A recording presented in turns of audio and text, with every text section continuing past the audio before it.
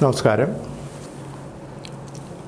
ഞാൻ professor doctor K V. Pillai, director Keshava holistic medical centre, Chinmayalayam Ayurveda കോളേജിന് പുറകുവശം, തിരുവനന്തപുരം. അപ്പോൾ ഇന്ന് ഞാൻ പറയാൻ പോകുന്നത് നമ്മുടെ ആളുകൾ സമൂഹത്തിൽ ഏറ്റവും കൂടുതൽ കഷ്ടപ്പെട്ടുകൊണ്ടിരിക്കുന്ന പല പല കാര്യങ്ങളെ പറ്റിയാണ് ഞാൻ ഓരോന്നോരോന്നായിട്ട് പറയുന്നത്. നമുക്ക് നേരിൽ ചെയ്യാവുന്ന ഒരുപാട് കാര്യങ്ങളുണ്ട്. ഇപ്പോൾ ഉദാഹരണം ഇന്ന് ഞാൻ പറയാൻ പോകുന്നത് ഡയബറ്റീസിനെ പറ്റിയാണ്.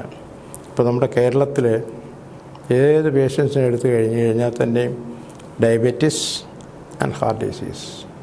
അതിൻ്റെ കാരണം എന്ന് പറഞ്ഞു കഴിഞ്ഞാൽ ലോകത്തിലേക്ക് ഏറ്റവും കൂടുതൽ ഹാർട്ട് പ്രോബ്ലവും അതുപോലെ തന്നെ ഡയബറ്റീസ് ഉള്ളത് കേരളത്തിലാണ്. അതിൻ്റെ കാരണം വളരെ സിമ്പിളായിട്ടുള്ളതാണ്. നമ്മുടെ ആളുകളുടെ ഒരു ആഹാര രീതി, പിന്നെ നമുക്കിവിടെ ശുദ്ധമായിട്ടുള്ളൊരു ഭക്ഷണം കിട്ടുന്നില്ല, അതുപോലെ എല്ലാം അഡൾട്രേഷനാണ്. ഇപ്പം നമുക്ക് കേരളത്തിന് ആവശ്യമായിട്ടുള്ള ഒരു സാധനവും നമ്മൾ കൃഷി ചെയ്തുണ്ടാക്കുന്നില്ല, എല്ലാം വരവാണ്. പിന്നെ ഈ ഡയബറ്റീസിൻ്റെ മറ്റൊരു കാരണം എന്ന് പറഞ്ഞു കഴിഞ്ഞാൽ ഈ കോവിഡിന് ശേഷം എല്ലാ സോക്കേടും നമുക്ക് പ്രത്യേകിച്ച് കേരളത്തിൽ കൂടുതലാണ്. അതിൻ്റെ കാരണമെന്ന് പറഞ്ഞു കഴിഞ്ഞാൽ ഒന്ന് ഫ്രഷ് എയർ, പിന്നെ fresh water and fresh food. ഈ മൂന്ന് സാധനവും വരുന്നത്, ഇത് മൂന്നും നമുക്ക് അത്യാവശ്യമാണ്. പക്ഷേ നമ്മളാരും വിചാരിച്ചു കഴിഞ്ഞാൽ നടക്കത്തില്ല. ഇത് നമ്മുടെ കൂട്ടായിട്ടുള്ള പ്രയത്നം കൊണ്ടും അല്ലെങ്കിൽ അറിവ് കൊണ്ടും മാത്രമേ പറ്റുള്ളൂ. ഇപ്പോൾ നമുക്ക് ഉദാഹരണം നമുക്ക് വെള്ളത്തിനെ പറ്റി എടുക്കാം. ഫ്രഷ് വാട്ടർ, ഇത് കേരളത്തിൽ പണ്ടൊക്കെ നമുക്ക് കേരളത്തിലെല്ലാം ശുദ്ധമായിട്ടുള്ള കിണറുകളുണ്ടായിരുന്നു. കിണറിലെ വെള്ളം കിട്ടും. പിന്നെ പുഴകൾ, അതിലും നല്ല വെള്ളമായിരുന്നു. ഇപ്പോൾ ഇതെല്ലാം നമ്മൾ തന്നെ അതിന് മലിനീകരണമാണ്. ഇപ്പോൾ മലിനജലം, അപ്പോൾ ഈ കോളിഫോം ബാക്ടീരിയ ഇല്ലാത്ത ഒരു വെള്ളവും നമുക്ക് കിട്ടുന്നില്ല ഇന്ന്. ഇപ്പോൾ നമുക്ക് ഉദാഹരണം നമുക്ക് ഈ വെൽ വാട്ടർ നമുക്ക് ചില സ്ഥലങ്ങളിൽ നമുക്ക് ആശ്രയിക്കാൻ പറ്റും. ഈ റബ്ബറൊക്കെ ഉള്ള ഏരിയ, എസ്റ്റേറ്റ് ഏരിയയിൽ നമുക്കവിടെ ആ വെള്ളം ഉപയോഗിക്കാനേ പറ്റില്ല. കാരണം ഹൈ കെമിക്കൽസ് ആണ് ഈ റബ്ബറിന് മരുന്നടിക്കുന്നത്. അപ്പോൾ ഇതെല്ലാം മഴ പെയ്യുമ്പോൾ ഇതെല്ലാം അങ്ങ് താഴെ പോകും. എന്നിട്ട് ആ വെള്ളമാണ് കിട്ടുന്നത്. പിന്നെ നമുക്ക് കിട്ടുമെന്ന് പറഞ്ഞു കഴിഞ്ഞാൽ പിന്നെ സോക്കാൾഡ് പ്യൂരിഫിക്കേഷനാണ്. ഇപ്പോൾ ഉദാഹരണം നമുക്ക് തിരുവനന്തപുരം തന്നെ എടുത്തു കഴിഞ്ഞാൽ ഈ പ്യൂരിഫൈ എന്ന് പറഞ്ഞു കഴിഞ്ഞാൽ ബ്ലീച്ചിങ് പൗഡറാണ് ഇടുന്നത്. ഈ ബ്ലീച്ചിങ് പൗഡർ ഒരു കണക്കിന് ഇട്ട് കഴിഞ്ഞാൽ കുഴപ്പം തന്നെയാണത്. ബ്ലീച്ചിങ് പൗഡർ നമ്മൾ തുണി കഴുകുന്ന സാധനം, സോപ്പ്, അത് തന്നെയാണ് വെള്ളം ശുദ്ധീകരിക്കാനിടുന്നത്. അത് തന്നെ സയൻറ്റിഫിക്കായിട്ടൊന്നുമല്ല അവർ ചെയ്യുന്നത്. ഇത്ര അളവിൽ ചേർക്കണമെന്ന് പറഞ്ഞു കഴിഞ്ഞാൽ ഈ ജോലിക്കാർ അവർക്ക് കൂടുതൽ സമയം എടുക്കാതിരിക്കാൻ വേണ്ടി ഇതെല്ലാം വാരിയും കെട്ടി ടൺ കണക്കിനങ്ങ് ഇടും. ഒരു ടൺ ഇടുന്ന സ്ഥാനത്ത് 10 ടണ്ണങ്ങ് ഇടും. അതുകൊണ്ട് ഇപ്പോൾ ഉദാഹരണം നമുക്ക് തിരുവനന്തപുരത്ത് ചിലപ്പോൾ നമ്മൾ പൈപ്പ് തുറന്നു കഴിഞ്ഞാൽ നല്ല പാല് പോലെ ഇരിക്കും വെള്ളം. അപ്പോൾ അതെല്ലാം എന്താണ്? ക്ലോറിനേറ്റഡ്. ഈ ക്ലോറിൻ എന്ന് പറയുന്നത് എന്താണ്? ബ്ലീച്ചിങ് പൗഡറാണ്. അത് മറ്റൊരു പേരാണ് ബ്ലീച്ചിങ് പൗഡർ. അത്രയ്ക്ക് ഹൈ ബ്ലീച്ചിങ് ഏജൻറ്റാണ് ഇത് രണ്ടും. ഇത് നമ്മുടെ ബോഡിയിൽ പോയി കഴിഞ്ഞാൽ ഇല്ലാത്ത സോക്കുകൾ മുഴുവൻ ഉണ്ടാകും. പ്രത്യേകിച്ച് ഹാർട്ട് ബ്ലോക്ക് വരാൻ സാധ്യതയുണ്ട്. കിഡ്നിക്ക് ഏറ്റവും വലിയ പ്രോബ്ലം ഉണ്ടാവും. പിന്നെ പ്രത്യേകിച്ച് ഈ ആണുങ്ങൾക്ക് പ്രോസ്റ്റേറ്റ് പ്രോബ്ലം ഉണ്ടാവും. അതുപോലെ തന്നെ സ്ത്രീകൾക്കും എല്ലാത്തിനും പ്രോബ്ലം ഉണ്ടാവും. അപ്പോൾ നമുക്കൊരു ശുദ്ധജലമില്ല. പിന്നെ ഇതിന് നമുക്കൊരു വഴിയെന്ന് പറഞ്ഞു കഴിഞ്ഞാൽ ഈ ഹൈ ക്ലാസ് ഫിൽറ്റർ, അത് ചെറിയ ഫിൽറ്റർ ഒന്ന് വാങ്ങിച്ചു കഴിഞ്ഞാൽ ഒരു 10,000-15,000 രൂപയോളം വരും നല്ല ഫിൽറ്ററിന്. അതാരെ കൊണ്ട് വാങ്ങിക്കാൻ സാധിക്കും? പിന്നെ നമുക്ക് അറ്റ്ലീസ്റ്റ് ചെയ്യാവുന്ന ഇതേ ഉള്ളൂ. പിന്നെ വെള്ളം നിങ്ങൾ തിളപ്പിച്ച് ആറിച്ച് തന്നെ കുടിക്കണം. അത് പൈപ്പ് വെള്ളമായാലും കിണർ വെള്ളമായി കഴിഞ്ഞു. അങ്ങനെ വരുമ്പോഴത്തേക്ക് ഈ ബാക്ടീരിയ, കോളിഫോം ബാക്ടീരിയ, ഇതൊക്കെ നശിക്കും. പക്ഷേ എന്നാലും കെമിക്കൽ അവിടെയുണ്ട്. കെമിക്കൽ വേണമെങ്കിൽ ഫിൽറ്റർ തന്നെ പറ്റത്തുള്ളൂ. പക്ഷേ അത് അറ്റ്ലീസ്റ്റ് ഇതെങ്കിലും ചെയ്ത് കഴിഞ്ഞാൽ ഒരുവിധം നമുക്ക് ശുദ്ധമെന്ന് പറയാം. പിന്നെന്ന് പറഞ്ഞാൽ ശുദ്ധവായു ഇപ്പോൾ ഇവിടെ കിട്ടാനാണ്.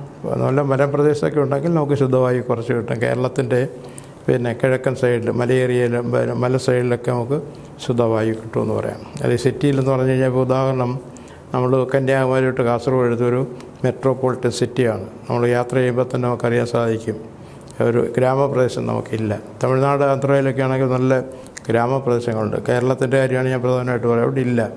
അപ്പോൾ നമുക്ക് ഫ്രഷ് എയർ കിട്ടാനില്ല. അപ്പോൾ ഉദാഹരണം അവിടെ പിന്നെ നമ്മുടെ ട്രാൻസ്പോർട്ട് തന്നെ, കേരള ട്രാൻസ്പോർട്ട് തന്നെ നമുക്ക് എടുക്കാം.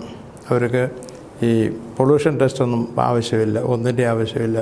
നമ്മളൊരു ബസ് സ്റ്റാൻഡ് ഒരു 5 മിനിറ്റ് കഴിഞ്ഞ് കഴിഞ്ഞാൽ നല്ല വെള്ള ഷർട്ട് ഇട്ട് കഴിഞ്ഞാൽ അതിൻ്റെ കളർ മാറിയിരിക്കും. എന്ന് പറഞ്ഞു കഴിഞ്ഞാൽ ഈ സാധനങ്ങളൊക്കെയാണ് നമ്മൾ അകത്ത് പോകുന്നത്. അതായത് ഈ ഓരോ പ്രാവശ്യവും ഇതിൽ നിന്ന് വരുന്നത് മോർ ദാൻ 2000 കെമിക്കൽസാണ്. അപ്പോൾ അതിൽ തന്നെ more than 1000 chemicals are carcinogenous, cancer ഉണ്ടാവുന്നതാണ്. അപ്പോൾ ഇപ്പോൾ നേരത്തെ പറഞ്ഞെങ്കിൽ തന്നെ നമ്മുടെ കേരളത്തിലാണ് ഏറ്റവും കൂടുതൽ ക്യാൻസർ പേഷ്യൻറ്റും. കാരണം ഈ ശുദ്ധ ഒന്നുമില്ല, ശുദ്ധവായുവില്ല. പിന്നെ അടുത്ത് നമ്മൾ പോയി ഇതിന് ശുദ്ധവായുവിനൊന്നും നമുക്ക് വേറെ ഒന്നും ചെയ്യാനൊക്കത്തില്ല. പിന്നെ നമുക്ക് വീട്ടിനകത്ത് വേണമെന്നുണ്ടെങ്കിൽ നമുക്കൊരു എയർ ഫിൽറ്റർ വാങ്ങിച്ച് വയ്ക്കാം. അത് എയർ ഫിൽറ്റർ എന്ന് പറയുമ്പോഴത്തേക്ക് അത് വലിയ ശുദ്ധീകരിച്ചില്ലെങ്കിൽ തന്നെ നമുക്ക് അത്യാവശ്യമൊക്കെ ഉപയോഗിക്കും. ഇപ്പോൾ ഉദാഹരണം ഈ ഡസ്റ്റ് അലർജിയൊക്കെ ഉള്ളവർക്ക് പറഞ്ഞ അവരുടെ മുറിയിൽ വയ്ക്കുന്നത് നല്ലതാണ്. അപ്പോൾ അതിന് നമുക്കല്ലെങ്കിൽ ഓസോൺ തെറാപ്പി അല്ലെങ്കിൽ ഈ ഓക്സിജൻ നമുക്ക് പിന്നെ ഓസോണായിട്ട് ചെയ്യുന്ന പല മെഷീൻസും ഉണ്ട്. അത് ഉപയോഗിച്ച് കഴിഞ്ഞാൽ ഫ്രഷ് എയർ കിട്ടും. അപ്പം അതും എല്ലാവരെ കൊണ്ട് നടക്കുന്നതല്ല. ഞാൻ ഈ പറഞ്ഞ ആ മെഷീൻ അതിനൊരു ഏകദേശം 10,000-50,000 രൂപയോളം വിലയുണ്ട്. ഈ ഓസോൺ തെറാപ്പിക്ക് ഉപയോഗിക്കുന്ന ആ എക്യുപ്മെൻറ്റ്സ്. പിന്നെ എന്നാലും പൈസ ഉള്ളവരൊരു പിന്നെ ഈ ആസ്മ അലർജി ഉള്ളവർക്ക് ഇത് ഒരു മെഷീൻ വാങ്ങിച്ചു വെച്ച് കഴിഞ്ഞാൽ അവർക്ക് മെഡിസിനെ ഡിപ്പെൻഡ് ചെയ്യേണ്ട കാര്യം വരുന്നില്ല. പിന്നെ അടുത്തത് എന്താണ്? നമ്മുടെ ഫുഡാണ്. ഈ ഫുഡ് എവിടെ കിട്ടുന്ന നമുക്ക് കേരളത്തിൽ കിട്ടുന്ന മുഴുക്കെ തമിഴ്നാട്ടിൽ എൻഡോസൾഫാൻ പോലുള്ള സാധനങ്ങൾ അടിച്ചിട്ടാണ് ഇവിടെ വരുന്നത്. അതിൻ്റെ നമ്മൾ നോക്കിക്കഴിഞ്ഞ് കഴിഞ്ഞാൽ അവിടെ തന്നെ ഈ കൃഷിസ്ഥലത്ത് തന്നെ ഈ പിന്നെ എലി അതുപോലുള്ള കാര്യങ്ങൾ, അതുപോലെ കൊച്ചു ജീവികൾ, പിന്നെ അതുപോലെ പക്ഷികൾ, ആ ഫ്രൂട്ട്സ് അല്ലെങ്കിൽ നമുക്ക് ഇവിടെ കിട്ടുന്ന പിന്നെ ടൊമാറ്റോ ഒക്കെ അവർ കഴിച്ചു കഴിഞ്ഞാൽ അവർ മരിക്കും. ആ പാടത്ത് തന്നെ നമുക്ക് നോക്കിയാൽ കാണാം. യൂട്യൂബിൽ നമുക്ക് അല്ലെങ്കിൽ ടി വിയിലൊക്കെ കാണാവുന്നതേ ഉള്ളൂ ഇങ്ങനെ മരിച്ചു കിടക്കുന്നത്. ഈ സാധനങ്ങളാണ് നമ്മൾ കഴിക്കുന്നത്. അപ്പോൾ നമ്മുടെ എല്ലാ സിസ്റ്റത്തിനെയും അത് താറുമാറാക്കും. പിന്നെ പ്രത്യേകിച്ച് പ്രതിരോധ ശക്തി എന്ന് പറഞ്ഞാൽ കേരളത്തിലുള്ളവർക്ക് തീരെയില്ല. അതിൻ്റെ കാരണം ഞാൻ ഈ പറഞ്ഞ 3 കാര്യങ്ങളാണ്.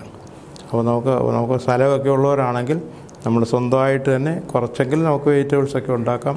അത് അത്രയും നല്ലത്. അതുപോലെ ഏതെങ്കിലും കുറച്ചെങ്കിലും സ്ഥലം ഉണ്ടെങ്കിൽ നമുക്ക് ഏറ്റവും നല്ലത് നമ്മുടെ വീട്ടിൽ തന്നെ ഈ മുരിങ്ങ ഉണ്ടല്ലോ, എവിടെയും പിടിക്കുന്നതാണ്. അതുപോലെ മുരിങ്ങ, പപ്പയ ഇതുപോലൊക്കെ നമുക്ക് വെച്ച് പിടിപ്പിക്കാവുന്നതാണ്. പിന്നെ തമിഴ്നാട്ടിൽ തന്നെ കരിക്ക് പോലും നിങ്ങൾ വാങ്ങിച്ച് കഴിക്കരുത്, അത് മുഴുക്ക വിഷമാണ്. നമ്മൾ ഏത് ഹോസ്റ്റലിൻ്റെ ഫ്രണ്ടിൽ കഴിഞ്ഞ് കഴിഞ്ഞാൽ തന്നെയും കരിക്ക് ഇങ്ങനെ കുന്നുകൂട്ടിയിട്ടിരിക്കും. പക്ഷേ ഇത് നിങ്ങൾ ഒരിക്കലും ഇത് വാങ്ങിക്കാൻ പാടില്ല. നമ്മുടെ വീട്ടിൽ തെങ്ങുണ്ടെങ്കിൽ അതിൽ നിന്ന് മാത്രമേ കഴിക്കാവൂ. പിന്നെ തേങ്ങയും തമിഴ്നാട്ടിൽ നിന്ന് വരുന്നതാണ്. ചിലപ്പോൾ തേങ്ങയുടെ ഒരു ഉദാഹരണത്തിന് ഈ നമ്മൾ ഈ വാങ്ങിക്കുന്ന തേങ്ങ ഉണ്ടല്ലോ, അതിട്ട് നമ്മൾ പുട്ടുണ്ടാക്കി കഴിഞ്ഞ് കഴിഞ്ഞാൽ ഈ തേങ്ങ നല്ല കറുകറായിരിക്കും. അപ്പോൾ എന്തുമാത്രം കെമിക്കൽസ് അതിൽ ചേരുമെന്ന് ആലോചിച്ചോണം. എന്ന് പറഞ്ഞാൽ അത് വളരെ ഹാംഫുള്ളാണ്. അത് ലിവറിന് പ്രോബ്ലം ഉണ്ടാക്കും, കിഡ്നിക്ക് പ്രോബ്ലം ഉണ്ടാക്കും, എല്ലാത്തിനും പ്രോബ്ലം ഉണ്ടാക്കും. അപ്പോൾ ഇത് എത്രയും ഇതുണ്ടെങ്കിൽ ഞാൻ പ്രധാനമായിട്ട് ചെയ്യുന്നത് ആൻജിയോഗ്രാം ഒഴിവാക്കുക, ആൻജിയോപ്ലാസ്റ്റി ഒഴിവാക്കുക, അതുപോലെ ബൈപ്പാസ് സർജറി ഒഴിവാക്കുക. അതെങ്ങനെ ഒഴിവാക്കാം? അതായത് ആൻജിയോഗ്രാം എന്ന് പറഞ്ഞു കഴിഞ്ഞാൽ ഒരു ഡൈ ആണ് കടത്തിവിടുന്നത്. എന്ന് പറഞ്ഞു കഴിഞ്ഞാൽ നമ്മുടെ ഹാർട്ടിൻ്റെ ബ്ലോക്ക് അറിയാനുള്ള ഒരു ടെസ്റ്റാണത്. അപ്പോൾ ഈ ഡൈ എന്ന് പറഞ്ഞു കഴിഞ്ഞാൽ ഏകദേശം ഡൈ എന്ന് പറഞ്ഞാൽ അറിയാമല്ലോ.